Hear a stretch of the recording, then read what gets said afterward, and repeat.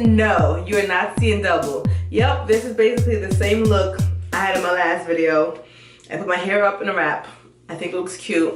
I didn't want to take it down. I like the way it looked. It just looked effortless, really cute. I rarely have my hair up, so, you know, why not? This is a story time video, you guys.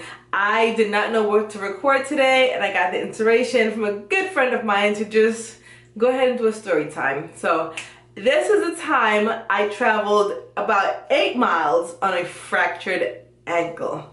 Let's talk about it.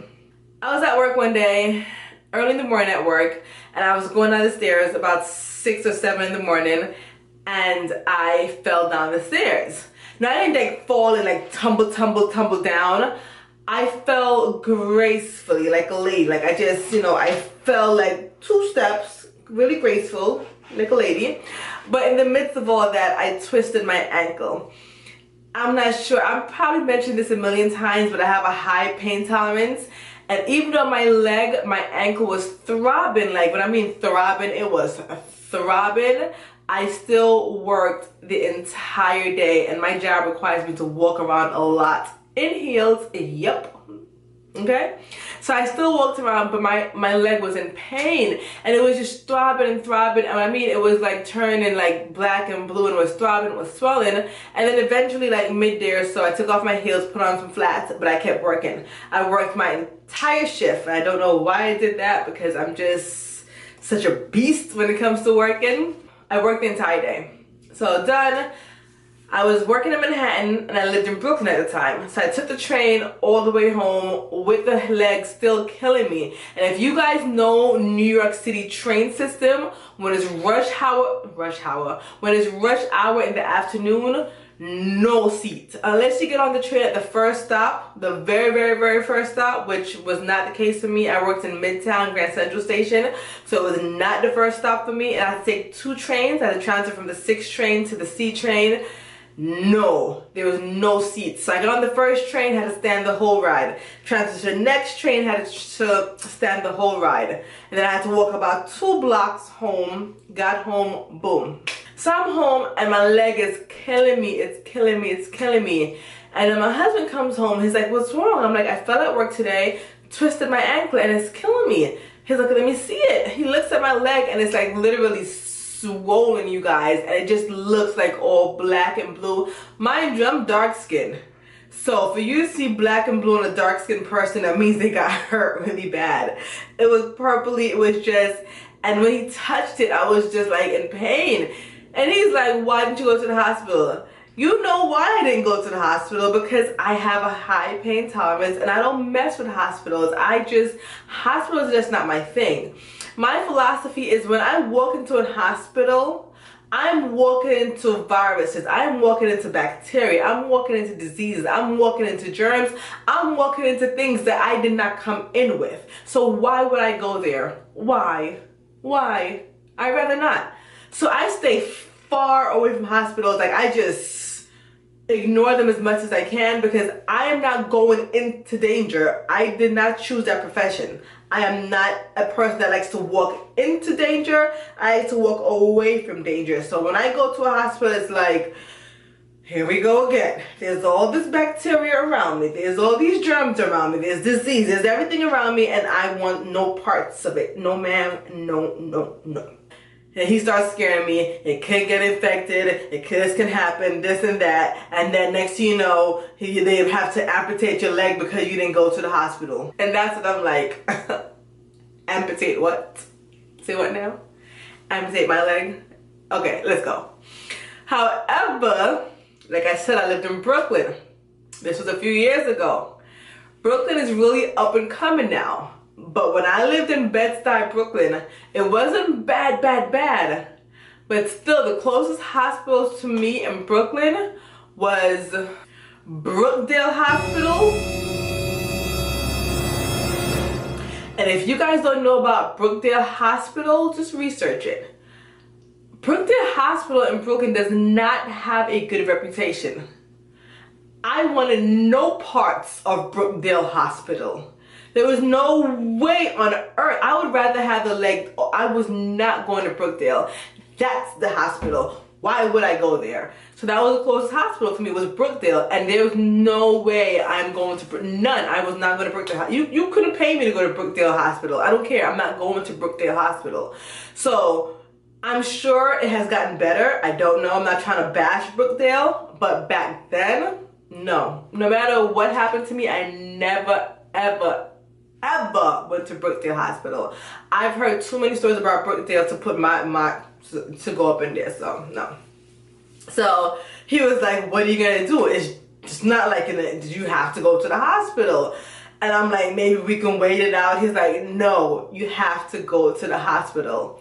Now, me being like a little bit low-key bougie, not high-key, just low-key bougie, if I'm going to a hospital, like I said, I'm very particular about the hospital that I'm going to go to. So I need to be a hospital where I know I'm going to get good service, where I'm not going to be ignored, where it doesn't have a bad reputation, and you know, where I feel somewhat kind of like, you know, there might be a lot of disease and viruses, but you know,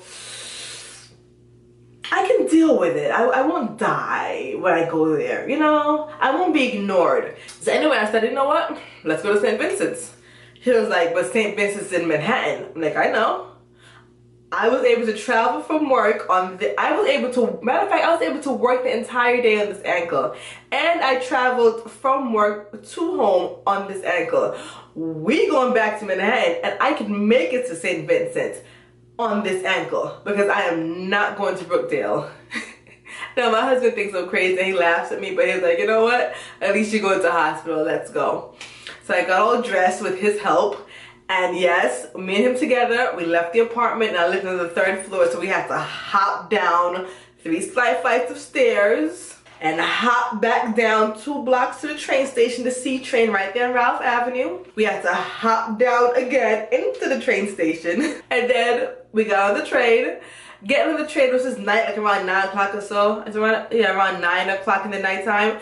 The train wasn't crowded, thank God, so I got a seat. So, you know, I sat there and we just took the ride, and I put my leg up and we're on the train, and he's looking at me like, he was like, you know, we could have saved time if you had just went to the hospital straight from your job instead of coming all the way back home. You could have just had your job call the ambulance, you know, it's all covered. Just go straight there. And he gave me the lecture, but I'm just sitting there like, dude, you know I don't like hospitals. Like, you know, the train goes, we had to transfer to another train. We hopped off that train, and he's holding me, waiting for the next train. Hopped on the next train, and we sat there, you know, took the little train ride, and then we got to, you know, our stop on the train, and then now I had to hop up those flight of stairs now to get back out from underground, because the underground train system, and he had to help me, you know, hop up back outside. And guess what, you guys? The train station is not even close to where the hospital is. And I said, okay, we can hop to, it's a few blocks, it's a good distance, but I'm like, we can hop there. He was like, no, I'm not going through this hopping all the way to the hospital. I'm not doing it. So we hailed a cab, a yellow cab, and the cab pulls over. Mind you, it wasn't more than like 4 blocks or so, but he was like, I'm not hopping with you 4 blocks to a hospital. The cab driver looked at us like, really? Really? And I looked at him like, do you not see my leg? Really? So he took us like about 4 blocks or so to the hospital. Went to St. Vincent. The doctors looked at me like, really? Really? You worked on this all day and now you're coming to us? And my leg turned out to be pretty bad. It was a really bad fracture. It wasn't broken, it was a pretty bad fracture. We didn't get seen right away, but within the hour of us going there, we got seen. The doctors did all their stuff, x-rays and all that stuff, you know, all of that doctor stuff. Wrapped me up, and I had to wear a cast for about a few months. I was out of work for a few months, had to wear a cast. I was told to stay home, stay off my leg.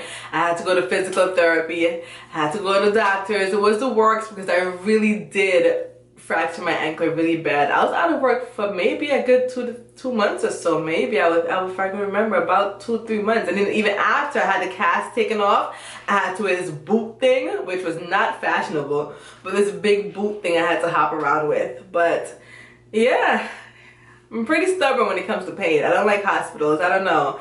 That's another, don't like hospitals. That's another reason why when I was in labor with my son, I woke up the morning in labor and I still went to work and worked the entire day because I refused to go to the hospital.